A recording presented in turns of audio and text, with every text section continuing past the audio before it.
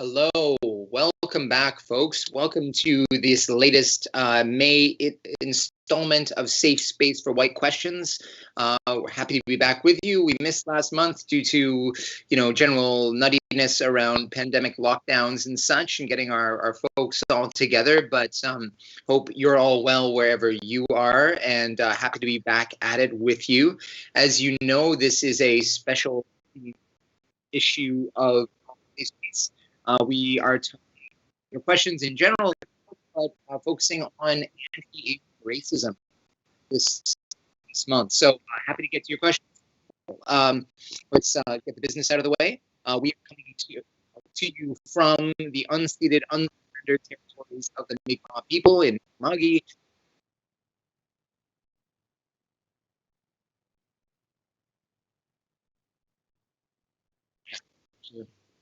Sorry, getting advice from my producer here.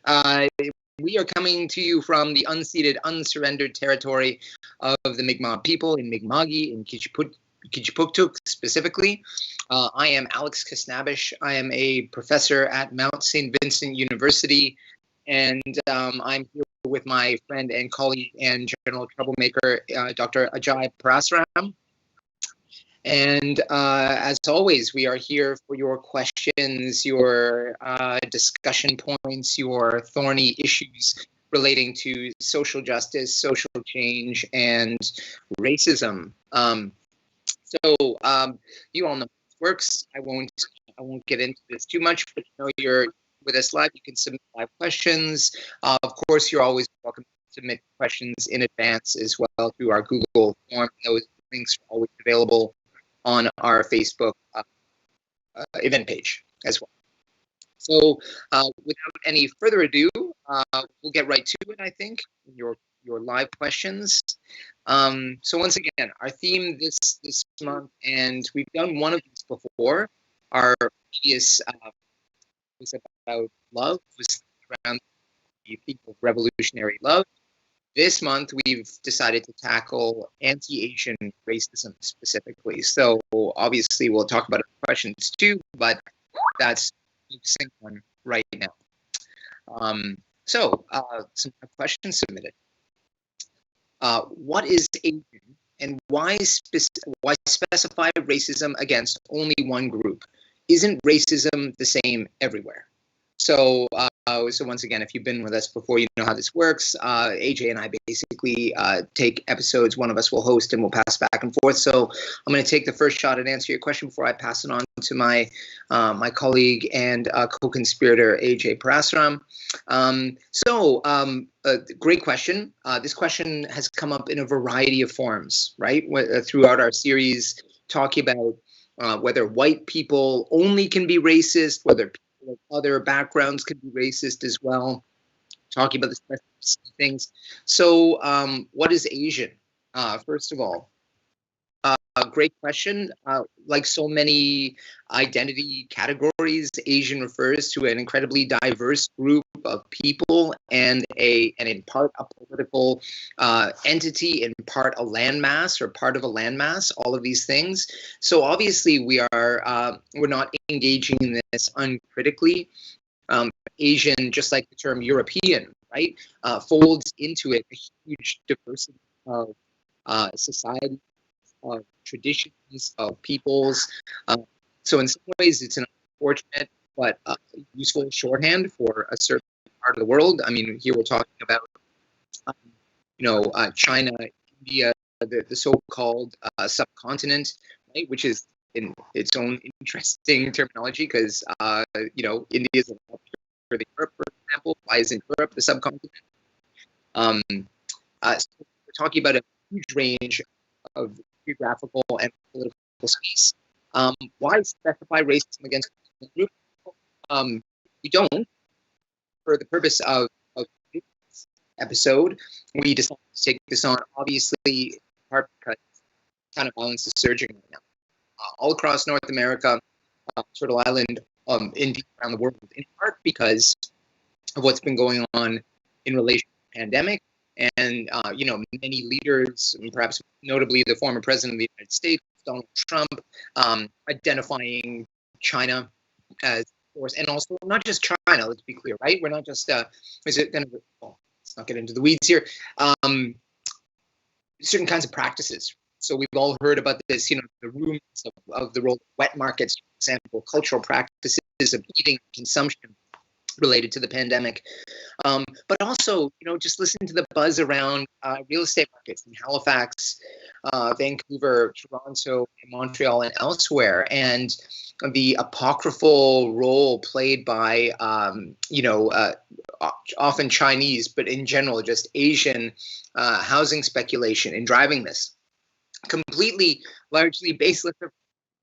Lots of speculation happens from, like a whole range of people who live right here in this country. But once again, we see those kinds of dynamics, right? So housing scarcity, disease spread, weird cultural practices. So obviously at a time when even the FBI or CMP are identifying anti-Asian violence as a specific and noteworthy phenomenon, when even those agents of the state are telling us that this is a problem, I think it's worth paying some attention to. So that's what we're doing right now. By no means is our larger work here directed only towards that specific phenomenon. And just finally, before I pass it on to AJ, isn't racism the same everywhere? If you've been with us, you probably know what my answer to this is going to be.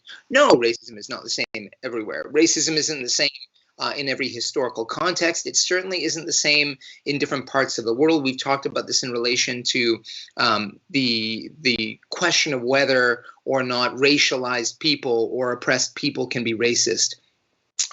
So racism isn't a set of bad feelings that you have inside yourself. It's not those nasty stereotypes that you have in your head. I mean, that's part of the larger phenomenon. But most importantly, for me, as a scholar of these kinds of issues, but also as a social justice activist and organizer, thinking about these questions, racism is a power relationship, right? It's a structured power relationship that's tied to dominant institutions in society. It exists in order to arbitrarily segment people and to identify them according to arbitrary and easily changeable physical characteristics, in order that some groups are identified as fully human and other groups are not, in order to maintain relations of exploitation and oppression. So racism isn't about like nasty intergroup competition. It's about that structured relationship, particularly under capitalism, right? So it's not the same everywhere. It has different characteristics. We can trace that, we can see that, and it is, in fact, a phenomena that belongs most specifically to dominant and privileged groups in society. I'm not going to say any more because I already said a lot. I'm going to pass it over to my co-conspirator, AJ, for his thoughts on this. Thanks so much. Yes.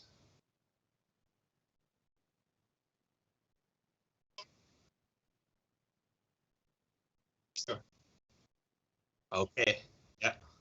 Sorry, folks. We were just we had our producer in our ear there saying they were going to try something to help us with the audio. So bear with us. So yeah, my take on the question. The question again is, why is Asian what is Asian and why specify racism against only one group? Isn't racism the same anywhere? So what I'll add to what Alex said is, and apologies for the echo there. There is something particular in this political moment about Asian racism, anti-Asian racism. It also is, national societies tend to do well with categorizing things into easily digestible groups, right? So we know February is Black History Month, May is Asian Canadian History Month, and a similar thing in the United States. And it gives us an opportunity to just kind of focus a little bit on the particular manifestations of racism as it affects a group. Certainly, as Alex said, anytime you want to define an entire group of people by a geographical entity, especially one as vast and massive as what we call continental Asia, it's absolutely ridiculous, Bhutanese people don't necessarily have anything in common with like Japanese people, Tajik people and Sri Lankans are not fundamentally the same. One of the things that connects them and this idea of being Asian is because it's always placed in conversation with or in kind of dialectical response to whiteness. And I think this is part of the issue that we don't talk about it when we think about these broad categories. In relation to what are they Asian? In relation to what are they, whatever the category might be. And part of that issue is the normalization of whiteness at the center, right? And that's something that we've talked a lot about here. In terms of, why is it empirically important? According to a report by the Vancouver Police Department, no less, so not necessarily the most trustworthy of sources in terms of, reporting these kinds of statistics, but even they have said that there's been a 717% increase in racially motivated hate crimes against Asian people in the Greater Vancouver area. That's just one Canadian city. There was another report that came out recently that was funded by the federal government, carried out by researchers across the country, that studied kind of qualitative reports of assaults against Asian people that went from, I think it was March 31st, 2020 until December 31st.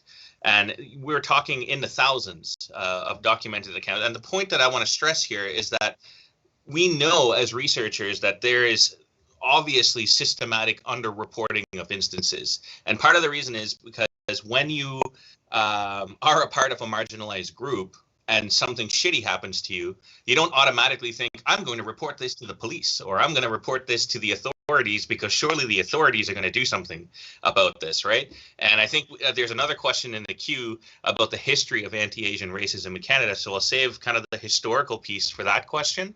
But suffice to say, there is a political moment in which we need to talk about it because of COVID-motivated racism that builds onto the kind of anti-Asian racism that's been foundational to the state of Canada. And there's been an empirically unavoidable spike in these particular manifestations of anti-Asian racism. So that's why. Yeah. Back to you, Alex.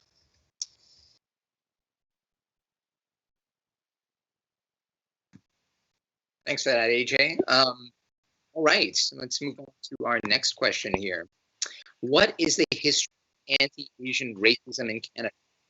So this is a great question, a huge question, really.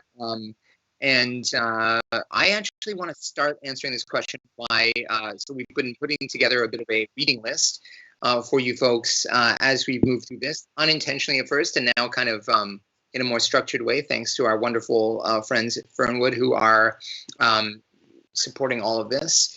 So I'm gonna put in a plug for this book, which is I think one of its kind in Canada. So much of this gets focused on in the U.S. context, but the book is called "The Ku Klux Klan in Canada: A Century of Promoting Racism and Hate in the Peaceable Kingdom." It's by Alan Bartley. The book is a really great survey of the KKK in Canada, but one thing it does in particular is to focus on anti-Asian racism as mobilized by, well, specifically by members of the Ku Klux Klan, more generally by white power and white supremacist activists, with focus on the West Coast. And this certainly isn't to say that anti-Asian racism has been a characteristic of Canadian Confederation and life in this part of the world for a long time, but Bartley really focuses on Vancouver and in the early part of the 20th century, this incredible wave of anti-Asian antipathy and organizing and hatred that, you know, in rereading it, one of the things that it makes me think is just how depressing it is. Many of these realities, more than a century old, are just being, like, not even just like it's riffing off of it, but they're literally being replicated again. The same tropes, even, right? This idea of certain people carrying pathogens, disease, moral degradation, being unworthy of participating in Canadian democracy, unworthy of being recognized as fully human beings in all their complexity, is a long-standing characteristic of life in this country. And, you know, I mean, we certainly talk about the roots of this in terms of, you know, the importation specifically Chinese workers to work on the railroad, followed by these incredibly onerous head taxes, right? The infamous Canadian head tax, which was aimed at preventing Chinese immigration into the country, followed by, of course, because the head tax wasn't enough, going up and up and up, in decades at the end of the 1800s towards the beginning of into the beginning of the 1900s, but then an explicit ban, an outright ban on Chinese immigration to the country that lasted for a couple of decades, that was part of law, right?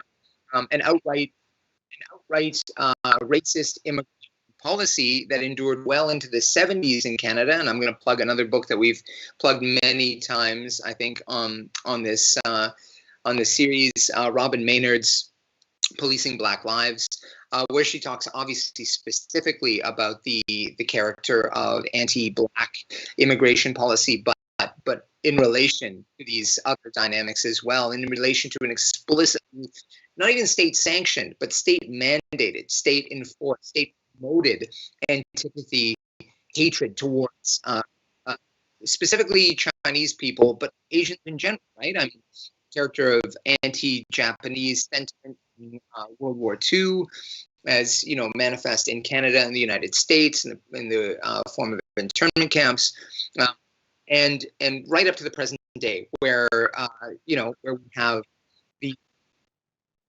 litany, and I'm not going to repeat them because you've all heard them, of like pejorative phrases and terms used to describe COVID that reference Chinese or Asian origin, right? Hey, it's interesting that the variant of COVID right now that is sweeping this country and causing the most problems is of British origin. We should call it the colonizer variant or something like that, because it's sweeping the world. The British variant. It's funny how nobody calls it that, right? No, it's the Kung flu or the Chinese flu or whatever it was that Trump and his associates were calling it. So that's a totally incomplete, very selective harping on a couple of moments in Canadian history to describe this. But I think there's incredible and enduring legacy of anti-Asian sentiment in this country that has its roots in the colonization and like objective, like imperialist tendencies towards those nations, part of Canada on a global scale, but also has its roots once again in the critical role played by so many of those immigrants in literally building this country, right? So what a powerful statement on the origins of racism, or not the origins, but its roots, to consider the absolutely essential work played by Asian immigrants in a variety of ways, running vital social enterprises like laundromats, restaurants, childcare centers, working on the railroad, working in essential service delivery, like literally building the veins, arteries, bones of this colonial enterprise, and then being rewarded by being treated as absolute pariahs within that, being accused of all variety of moral and civilizational degradation, right? Promoting human trafficking, promoting eating of animals that ought not to be eaten, promoting the drug trade, all like false, demonstrably false, right? But these enduring legacies of scapegoating, of dehumanization that have been part of the Canadian experience. So I'm going to pass it over to AJ now for his thoughts on this too, but so much more to be said. Obviously, there's a truly overwhelming history here. Thanks for that, Alex. Yeah, I mean, we could just do a whole season talking about the historical aspects of this, but thank you for the question. I'll just fill in. I'll speak to a couple of things that Alex didn't mention in the points that he chose to pick up. And really, I want to stress, at this point, we're really just cherry picking instances because this is a comprehensive and continuous process here. So the ones that I would add here, first, a couple of book recommendations as well. One would be anything written by the historian Henry Yu at the University of British Columbia. I've been really indebted to Henry's work for the last 15 years, I would say. I've been following it quite closely. especially the way that he documents and digitizes at times the kind of stories of anti-Asian racism, particularly on the West Coast, but more generally. And another book that's relatively recent that picks up a little bit more in the kind of South Asian dimension is Unmooring the Kamagata Maru, Charting Colonial Trajectories. That's edited by Rita Damoon, Davina Bhandar, Ranisa Mawani, and Satwinder Kaur Baines. It's an excellent book with lots of really great chapters in it that pick up on different pieces of it. So in terms of the historical narrative that I would contribute here, I would say we need to think about, if you want to understand why the history is important, think about things like the continuous journey legislation of 1908. It sounds innocuous. It always does. This is how structural white supremacy began to sort of normalize itself so that people couldn't call it racist, right? So this is when the government, through its immigration policy, because Canada did not have a citizenship policy until 1947. A lot of people don't know that. There were no Canadian citizens until the year 1947. The first citizen was Prime Minister William Lyon Mackenzie King. There were no Canadian citizens prior to that. Everybody was a British subject, or not. So other members of the British Empire had the right of mobility to enter other parts of the empire. This was a problem for white people because while they definitely wanted the predominantly Chinese laborers to come and do the extremely dangerous labor of building a railroad, as soon as that work was done, they wanted them out, as Alex has already explained. Another piece of this was that South Asian farmers were starting to arrive in British Columbia and the West Coast in the 19th century, the late 19th century, generally getting involved in agriculture. Japanese Canadians as well coming and moving into the interior for agricultural purposes. And then when this became a problem, the white supremacists pushed the government to pass a bill called the 1908 Continuous Journey Legislation, which said you can arrive in Canada, but only if your boat comes without stopping somewhere else. Which is that is the most random piece of legislation you can imagine. Except for one that came 3 years later to try and plug the gap because they found too many black people were walking into Canada. So then there was an order in council in 1911 where they said black people cannot come to Canada because it's too cold here. The most Canadian piece of legislative racism I've ever encountered, literally blaming the weather for why people of African ancestry can't come to Canada. So, so that was that bit of it. And it's still relevant because this idea of a safe third country is basically codifying or like kind of speaking in code about continuous journey. Because it says if you want to come and claim asylum in Canada, you have to make your claim in the first democracy or the first kind of safe country that you encounter. We know that you can't come from, say, a landlocked country like Chad and arrive in Canada. That is not an accident. You know what I mean? So by imposing technocratic policies like this, Canada, the United States, and their allies are able to still say, what we really want are white immigrants from Western Europe without having to actually name it as such. Now, am I going to say, I'm not here to say that, that the state-sanctioned racism of today is the same as the state-sanctioned racism of 100 years ago. In Vancouver, for example, around the same time I was describing, 3 days, white trade unionists and white mobs got together and burned down Chinatown, attacked Japantown, all while South Asians were trying to escape similar kinds of violence from Bellingham in the United States. And the police and the state did nothing about it for a couple of days. So they let it happen. You know what I mean? So I don't think that we are in the 21st century in a position in Canada where we're going to see Chinatowns being lit on fire and the state doing nothing. Alex may disagree about that. I don't know. We haven't talked about it. But I think that it manifests in more benign and normalized ways. And that's what we need to be looking at. And, when we see reports of what is this, we need to call it what it is, right? So these reports in the last year of the anti-Asian racism, the way in which it has been practiced has been discourses of hygiene, discourses of biological infection. And these are the same bullshit arguments that were being used in the 19th century that haven't even been repackaged. The idea, as Alex said, the Wuhan virus or what have you. These are deeply ingrained racist tropes that have been weaponized against Asians in Canada for over 100 years. And when white people, predominantly white people who are the ones committing these acts of documented racism, they take the form of coughing at somebody, trying to make them feel like they're not welcome. They oftentimes prioritize public transportation sites, strategies of gentrification to make Asian people feel unwelcomed in their own sort of like communities that they've carved out in spite of white supremacy over the last 100 years.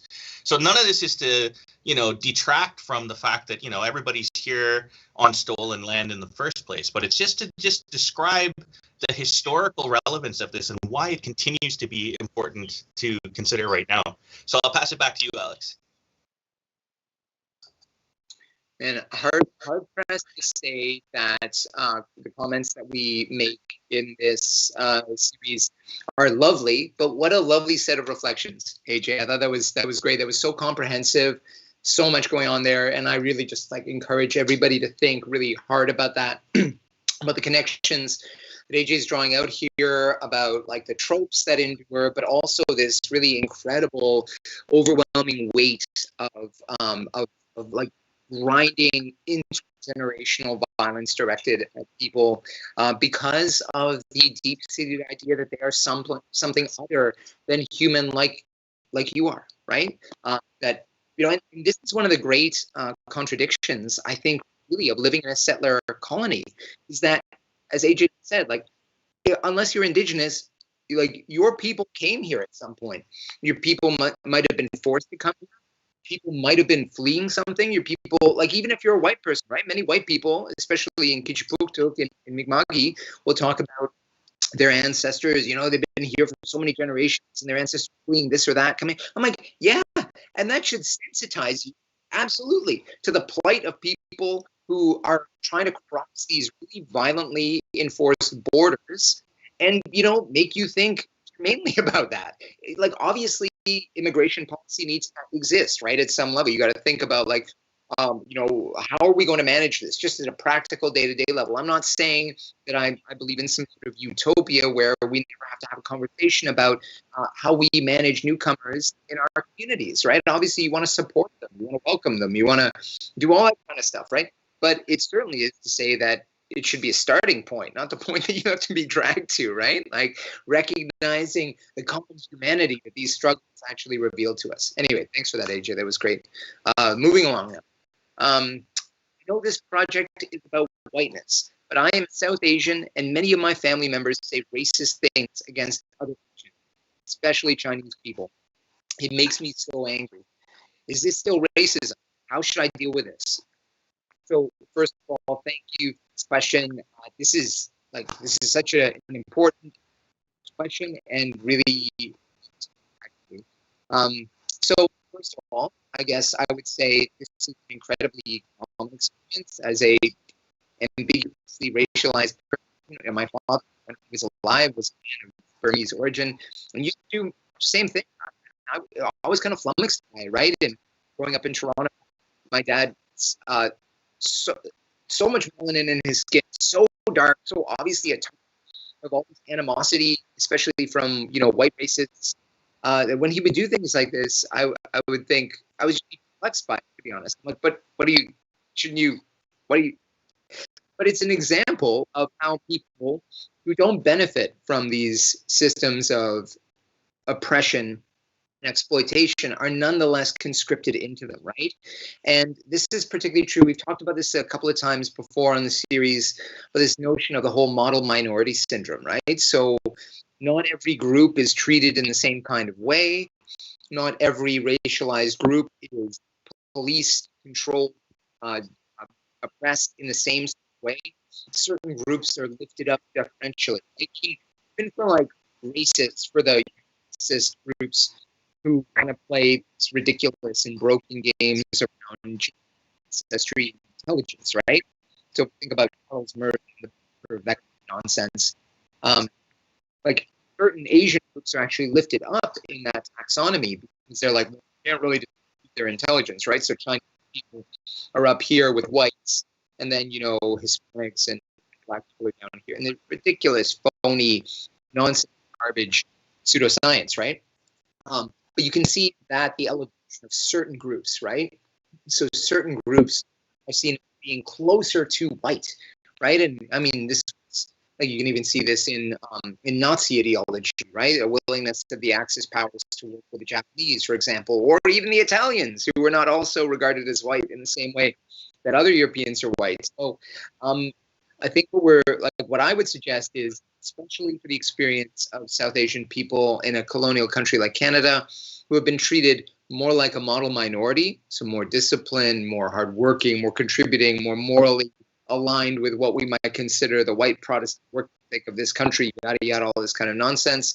These groups can be conscripted into supporting and propagating that kind of racist discourse. In the same way that you can think about, working class white people going to war against other working people in defense of capitalist interests that don't benefit them, right?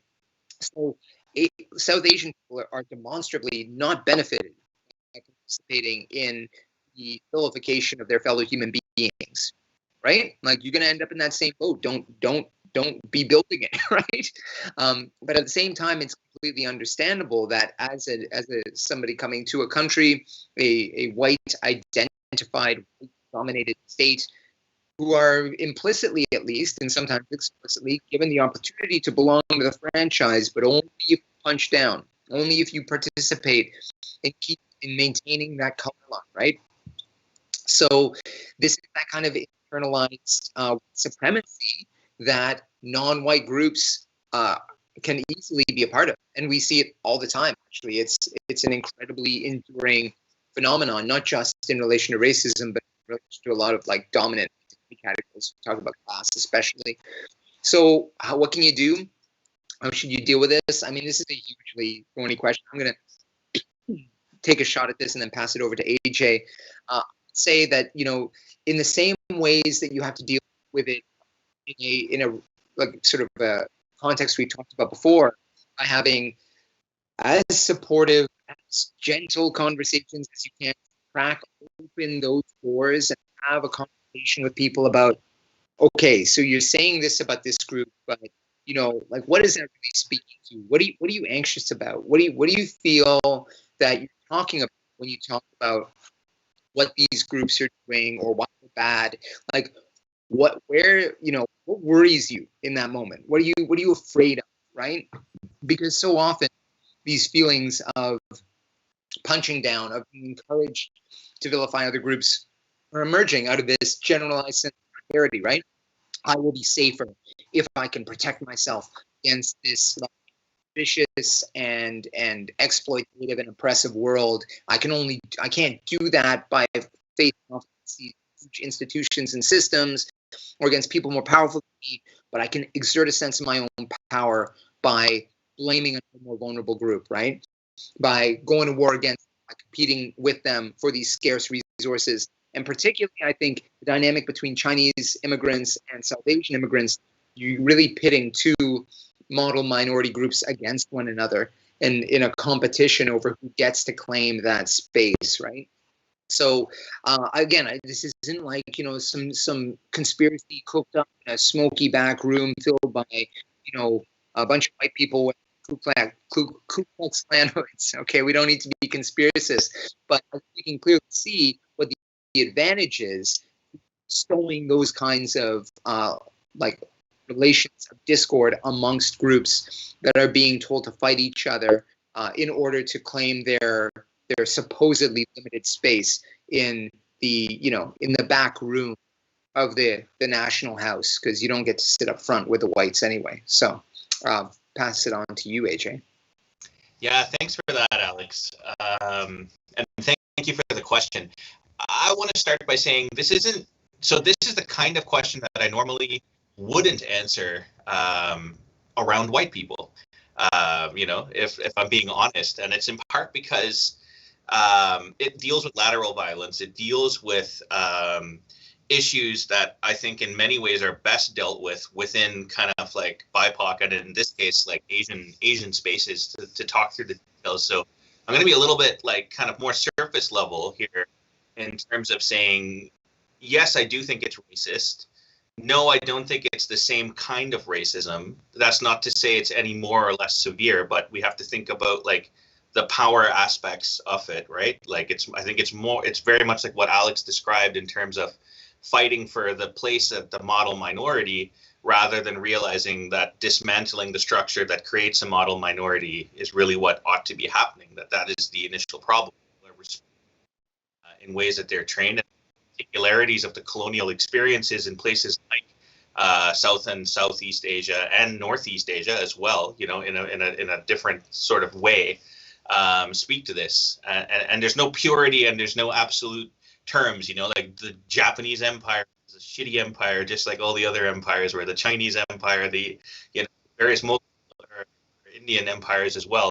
None of this is to try and kind of ahistorically apply the conditions of today to the past, but just to say, you know, in terms of why it exists, it has a deep history, related to structural white supremacy and competition for, you know, the seal of approval, particularly in a settler colonial context where people, you know, my brother described this well in a play that he did, which we can also add to our reading list. It's a recently published play called Take the Milk Na, which talks a lot about kind of like Asian diaspora identity in the Canadian context. He describes it in a scene of, you know, being this minority, you feel like you're drowning in a sea and you just have one hand grasping onto a raft, and there's loads of people around you, but you don't see them all struggling, and you're just grateful that you're holding onto this raft.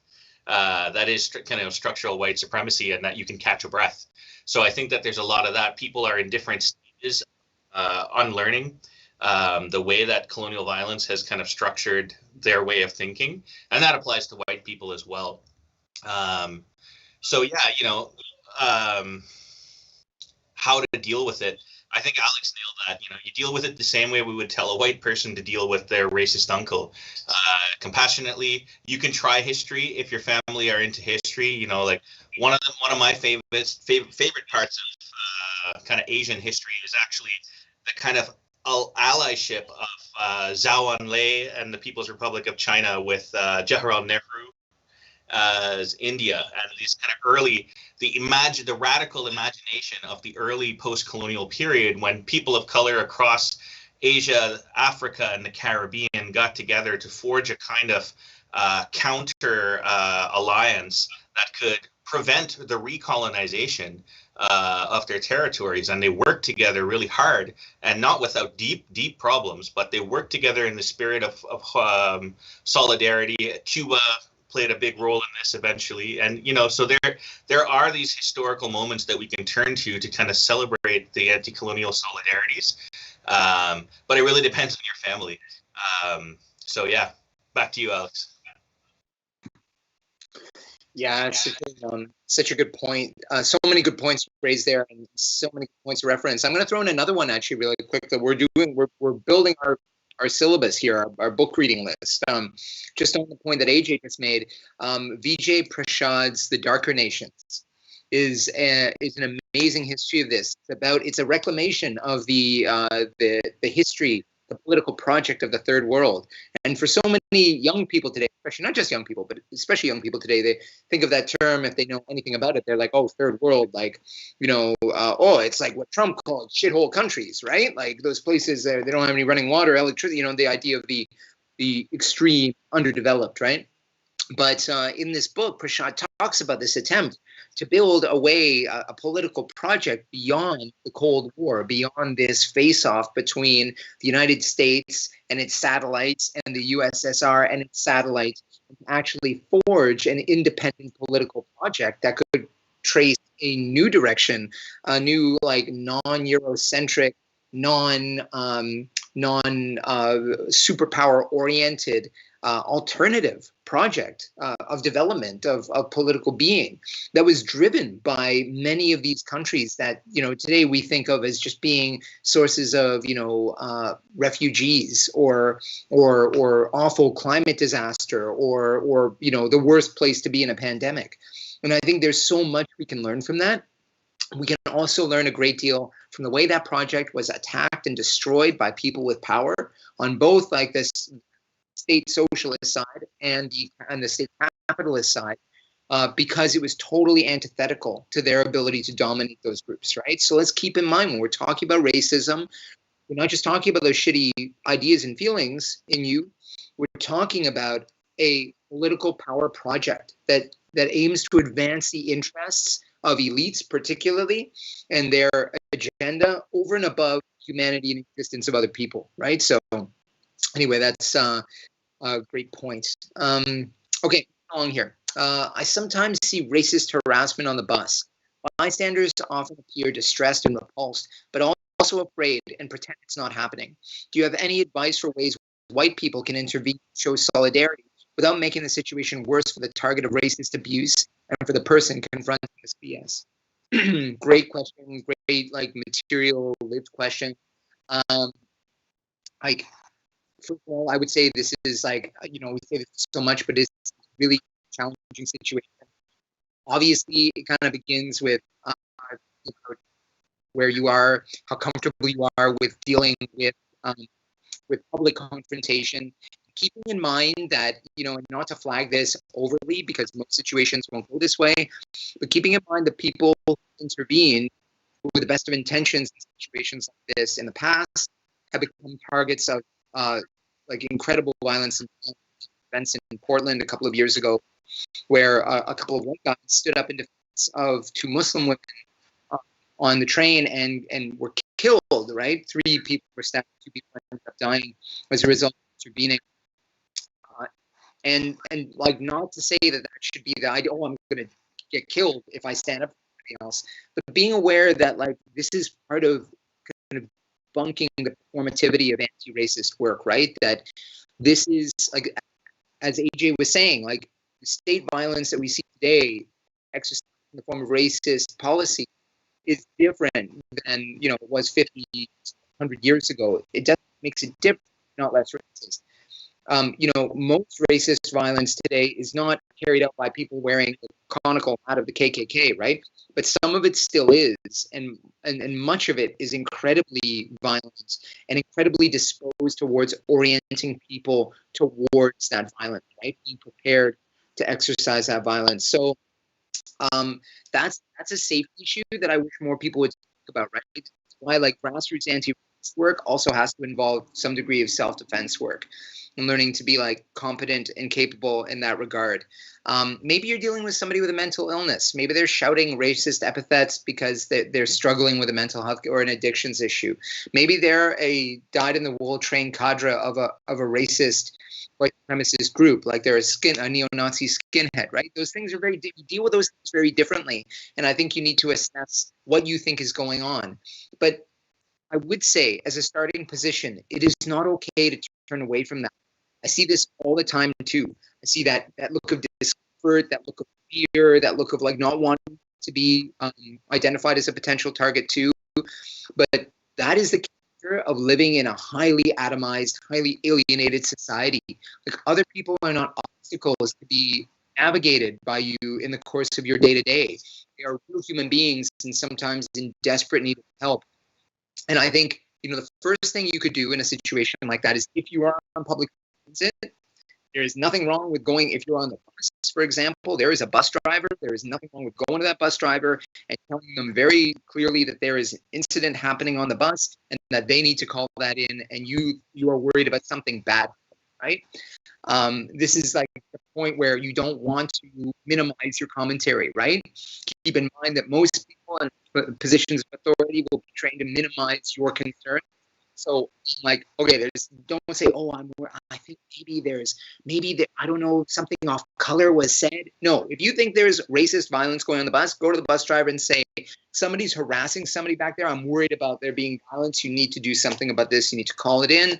You need to, this is where like, I don't want to turn to the state to solve our problems, but there are moments where you need to invoke the mechanisms that are available to you in order to keep somebody else safe.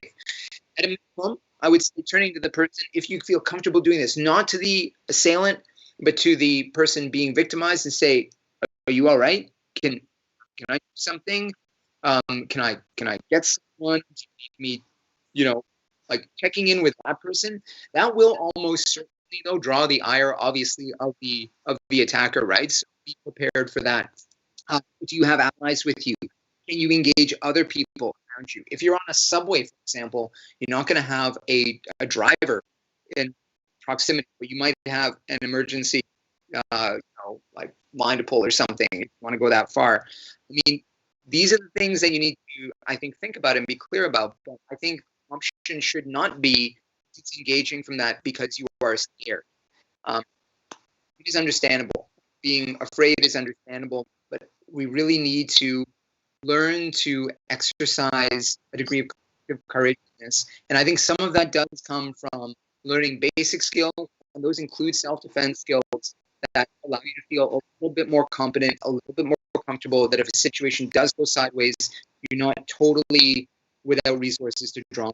I'm going to leave it at that and pass it over to I think Alex covered most of that there. I think the only thing I would add to that is just a couple of like particular strategies, some of which I've used. Sadly, this is an incredibly common experience, particularly on points of public transit. I think because they're public spaces, and people feel like they can get away with it a lot. So one thing that I've done in this situation has been to simply go and sit next to the person who's being abused or being assaulted, and then just strike up a conversation with them and just completely ignore the person who's enacting the violence. There's something powerful, I think, about, I don't know if this is one for the reading list, but Jacques Rancière has this philosophy of dissensus. I think the book is called Dissensus, where he talks about the real political moment being not in motion, but actually in stoppages. So if you can find a way to stop, to break the inertia of that structural violence, it causes a reconsideration. It ruptures the normal, is what Rancière describes it as. 10 Theses on Politics. That's the piece I'm thinking of. But also, anyway, whatever. It's not about I was trying to be empirical. So that helped, another thing I've done before is I actually find like blocking the field of vision physically with your body to be useful. Now, I want to say this with the caveat that I'm a large brown man.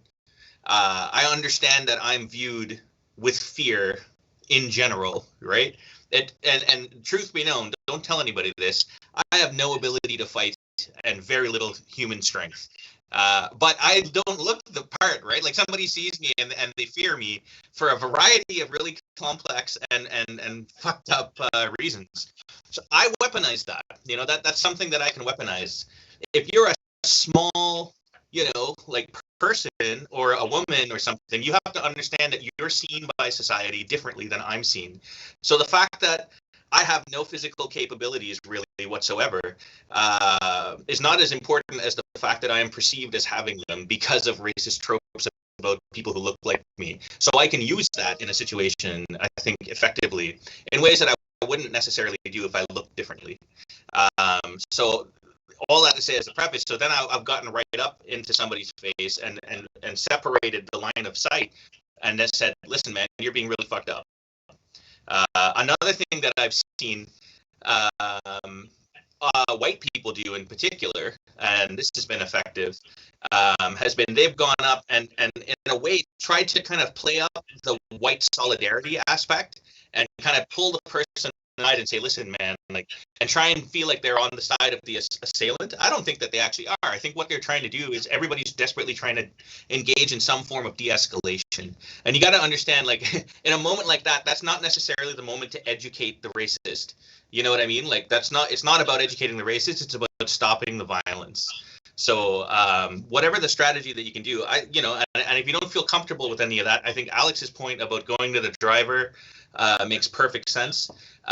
Also, like, and it makes me think about Rancière more, like, when you intervene, when you do something to break that inertia, it gives other people around you the inspiration to do the same. So if you're willing to step up, chances are other people will support you in doing that.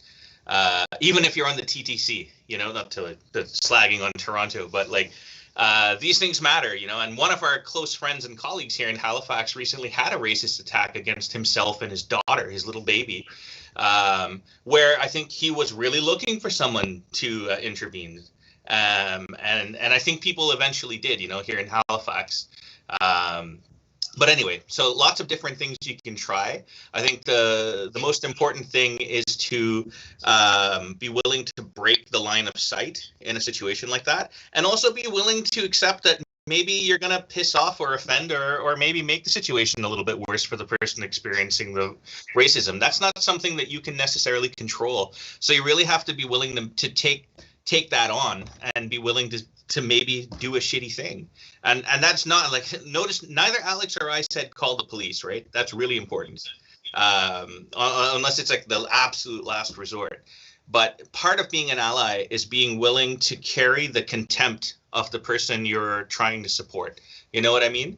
So it's okay if that person, maybe in that moment, the person experiencing the attack, in order for them to feel safe or feel better, they need to be shitty to you in that moment and say, oh, I didn't need your help, and then storm off the bus. That might give them a sense of dignity that they need in that moment to get through it. And as an ally, that's your duty to carry that shittiness. And I think it's something that we've skirted around a lot. We haven't talked about it explicitly, but I really think part of allyship and co-conspiratorship is being willing and able to carry the resentment that you don't necessarily deserve. So anyway, I'll leave it at that. Yeah, great points. Really well said, I think. Yeah, okay, moving along. Next question. Why is my Asian girlfriend insulted when I say she's exotic? All right, real talk for a second. Did you actually use that term? Okay, well, for real, because what do you mean when you call her exotic? So do you find her, like, is there something about her, like some aspect of her identity you're consuming, you've kind of like elevated, she's mysterious, she's like all these like Orientalist tropes that are evoked when we talk about the exotic are so like, and I mean, this is like quite tragically highlighted by the recent mass murder in the States, in the massage parlor killing, right? This messed up, this fucked up incel white dude. Actually wasn't even an incel. He like, because he's Christian fundamentalist, he's all like, at war with his own desires, and ended up taking out this incredibly homicidal rage on massage parlor workers, right, of Asian descent. So it's all wrapped up in that. People, even animals, right? Animals get called exotic in this way. Like if you think about, big game hunting, and that may seem like a weird leap to make, but it's part of the colonialist, exoticist, objectifying, consumptive, sort of like thought space that is an integral part of racism exists to do, right? Which is to convince you that certain parts of the world and certain people in that space are yours for consumption and enjoyment. That her, so in this case, your girlfriend's beauty, her physical appearance, her ethnic background exists to titillate you and to hint at some mysterious, otherworldly, exotic experience that is barred to you or foreign to you I mean, I think you can hear where I'm going with this. What you're doing is you're objectifying somebody straight up. Like, I mean, I'm sorry to be like, like this isn't the most sensitive way to address your question, maybe, but I find it a bit surprising, to be honest. Somebody so blatant about this. Yeah, exoticizing people isn't a great thing to do. It leads me to wonder why you're with this person to begin with. To be honest. Do you only date Asian women? Do you only find this group of people particularly sexually exciting? I would say there's work to be done. There's work to be done. Probably a careful group of supportive men who are willing to talk through their shit around this and not to unload it on women in their community, and to work through what it means to be a white identified man, a woman in history, told that that the world is to some degree your oyster, and that you have the right to experience your desires like this. I mean, it's funny to me, like, white people can be so fragile when their own racialized identity is kind of foregrounded, and yet they seem to struggle with understanding that that objectifying somebody for the purposes of sexual gratification, in this case, is weird or a thing. Your girlfriend doesn't want to be an object. AJ? Yeah, thanks. So, taking your question in the most generous of ways, I'm assuming that what you're after is to pay a compliment, right? So the first thing I would say is there are better ways to pay a compliment, like talk about something that your partner thinks that you thinks about or does, or, these more substantive ways of kind of recognizing, like recognizing the gendered aspect of terms like exotic as well, and in particular as it relates to Asian women, for all the reasons that Alex already talked about. The other thing I would say, again, going back to some texts, the classic piece of work on this is Orientalism by Edward Said, written in 1977 or 1978, because he, so have a look at that book. Or if you don't want to read the whole book, it is almost a ubiquitous kind of conception now. You can just Google it. There's a website called Global Social Theory, and it's got really accessible terms that you can look up and see workable definitions. Highly recommend that one as well.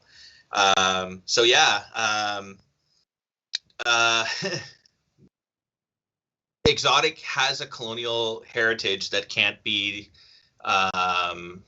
rectified. It's literally like, I've gone through and looked at the colonial records from the early 19th century, and it goes even earlier. The way that they use exotic, when you say exotic, regardless of what you intend, the way that term is experienced by another is through what my colleague or what describes as negation, right? But in identifying me as exotic through this compliment or attempt at a compliment, what you've done is reminded me that I am not white, or that I am not whatever. So you need to understand that your best intention has no bearing whatsoever on how somebody who's experiencing various intersections of structural oppression will experience that. And also the other piece I'll say to this, especially the people who maybe haven't had this question or this person's question experienced in the same way, simply because if you say to your Asian girlfriend that you think she's exotic and she responds in a favorable way, that also doesn't mean that she's not thinking about like how messed up that is. People respond, especially people who are like on different levels of comfort of pushing back against these kinds of tropes. Don't assume that if somebody seems to accept your compliment, that it's not messed up. I remember, like, from my own experience, when I was younger and not thinking politically, people would say to me, I think of you as white. And they meant that as a compliment. In that moment, they meant it as a compliment. And I didn't have the vocabulary to express how deeply dehumanizing that actually was. And I think that it can oftentimes be the same thing for like intimate partner relationships. So yeah, back to you, Alex. Yeah, thanks for that, AJ. So we are almost out of time, but I think take one more minute and take a really quick run at one last question. So let's do it. How has war shaped racist depictions of Asian people? Again, this is a great question, a huge question, really. So I'm not going to do justice to it in the time we have left. But just really quickly, I would say this is a dynamic that profoundly shapes the perception of peoples, whether they are regarded first and foremost as a national enemy or not, right? Certain groups being regarded as inherently antagonistic to national identities in ways that have been built intentionally over the years by elites, right? So certain countries are natural allies, certain countries are natural enemies. This notion that gets played out, it's ethnified, right? On the other hand, it's more than just ruling class relations, because we're also talking about the imagination of what certain kinds of groups are capable of, right? So if you really wanted to demonize a group of people, let's be clear that, like, nobody's committed a worse sort of like war atrocity than, for example, the Nazi Party in Germany in the 1940s, right? So we should think of Germans, perhaps, if we wanted to just play that game, as the lowest, most degraded, most brutal people, right? Capable of like unleashing this incredible violence in the course of war, in the course of genocide against other human beings. We should think of them as monsters. And sometimes Nazis are thought of as monsters, but not German people. What's telling is to juxtapose that to, let's say, the Japanese, right? And the kind of like culturalist approach to thinking about Japanese fighter pilots, right? Who would commit suicide as part of their attacks on much powerful opponents, like aircraft carriers, right?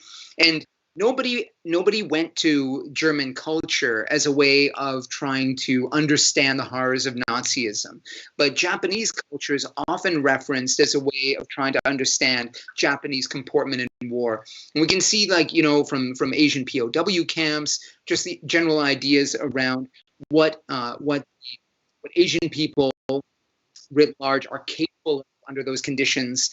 Think about Vietnam, right? Like, Vietnam War stories are kind of quintessential in this, not only reflecting the brutality of war, but the monstrosity, the kind of mysticism, the dishonorableness of the Viet Cong, right? Are still reflected in American reflections on that war.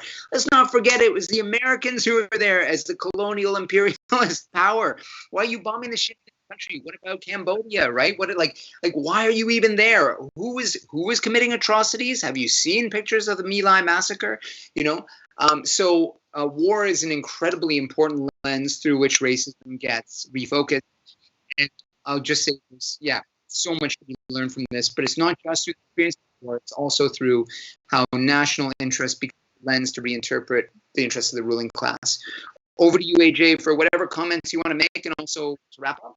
Sure. Thanks, Alex. I'll just take 2 minutes of your time here.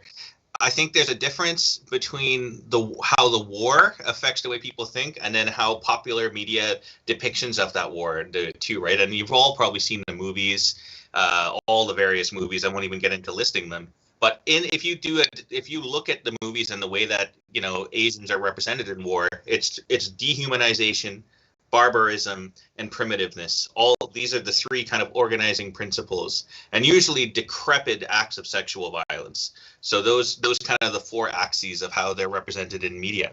But on the point of war, I think in the process of war, what you end up seeing sometimes is unusual and unexpected points of solidarity. And for people who have had to interact with others, whether on the battlefield or whether in avoiding the battlefield. And the point I want to make and conclude with is look what happens when the kind of structural white supremacy can get punctured in that moment. And the two individuals I want to speak to is Martin Luther King and Muhammad Ali, two black men in America in the 60s at the height of the Vietnam War, the American invasion of Vietnam. And they spoke eloquently, publicly, and passionately against war. Muhammad Ali talked about why on earth would he want to go to war with Vietnamese people who have done nothing to him when he's being oppressed by white people. Martin Luther King started, after the Dream, he started radicalizing his message and talking about anti-war and talking about economic justice. And he was killed for it. You know what I mean? And he was killed because, that's kind of an issue for another day.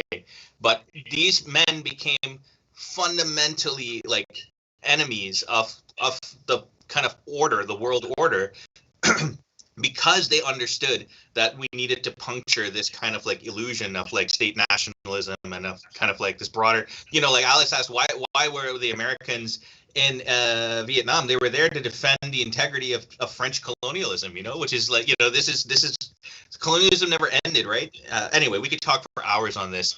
Thank you, everybody, for really taking up the theme of this month's session on anti-Asian racism. We didn't know if everybody would be into it. It's basically the end of Asian Heritage Month. So in closing, I would just encourage you all to kind of think deeply about what kind of this particular manifestation of racism looks like. Be critical, as always, about state narratives and nationalism. And when you see this kind of filth happening around you, use the privileges that you're born with to intervene in whatever way you can. And thanks so much. We will see you next week. Oh, one other thing. I'm so glad I remember this. There is a new policy brief some of us were working on based on a roundtable panel on racial politics in Nova Scotia that's just been released by the McEachern Institute. I really encourage you to look that up and check it out. And thank you again to Fernwood Publishing for your steadfast support of this project. And we'll see you all in about 30 days.